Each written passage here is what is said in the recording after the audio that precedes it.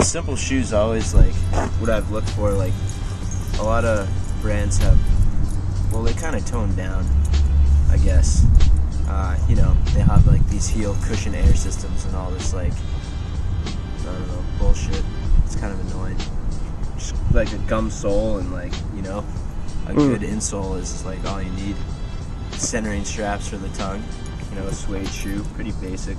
Shoes, what I like is just real light, like form footing, you know, like just really like tight to my foot, you know, it doesn't mess up my kick flips or anything. Simple shoe that skates well. The simplest shoes skate the best, you know. If you were to skate in these shoes, you'd probably wear an ollie hole through them very quickly, since they're only made of canvas and that's about it.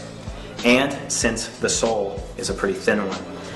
You also would notice that if you started jumping off something big with your skateboard, ollieing down big sets of stairs, that your heels and your feet would start to hurt pretty fast.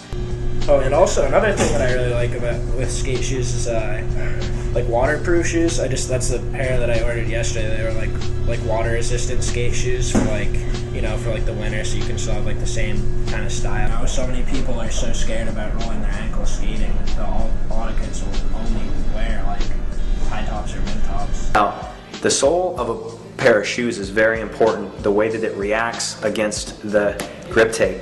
Now you can feel it and feel if it's soft or not. If it's too hard, it's probably going to slide across grip tape and not give you any kind of stick to the board. Now these are probably the next level of thickness because they're given a little bit of a thicker tongue, so in case the board hits the top of your foot. And you'll notice that there's a good suede here with double stitching here, so that it can withstand ollieing for a while. Shoe that like really stood out to me was this shoe by Adidas, and it like see how this is kind of like a uniform sole. This shoe was really thick in the heel, and it got thinner as it went down to your toes to increase board feel. So when you're flicking off, you know, you're doing your tricks, you have the board feel that you need, but you also have the cushioning on your heel when you come down, so that's something to look into. Being able to keep the shoe light still, you know, like so it can still like. Yeah. That's always the thing I look for the most in the skate shoes. Like, these are somewhere in the middle. They have a thin sole, but you'll notice that they don't have as many parts to the side or as many connections, so they work better and they're harder to ollie through. Now you'll notice these have a softer leather to them. So this material grabs onto grip tape very well for flip tricks and ollies. You need to think like, well, it's not in a shoe, but what I really need to design for is like a week or a month in, like what that shoe's gonna look like. What's gonna happen to that shoe that I can try to account for. So what areas does it wear in more? What materials can I use that will actually look better with wear than they do right out of the box? You want to make it too much so it's dope when it comes out of the box. That's still important. You need that shelf appeal. Yeah. Like, I think that's something that people don't necessarily think about now. And it's like, you know, once you think about the actual skater more, you can understand.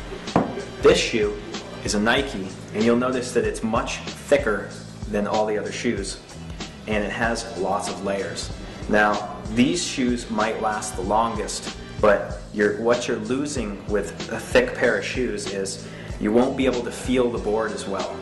Now, they may last longer, but you'll notice that you're not able to cup your foot on the edge of the board with such a hard shoe.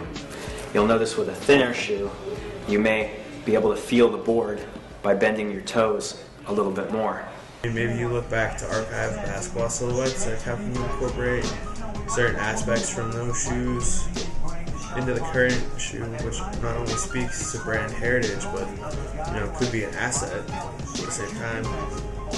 So whether that's closures, previous technologies, ways to secure the foot, like I mean, look at your checklist of what you think has to be in the shoe, at the very least you're going to need for performance cues to make it worthwhile, and then kind of look back at the archive to figure out what lines up with those things and maybe how you can incorporate them. Yeah.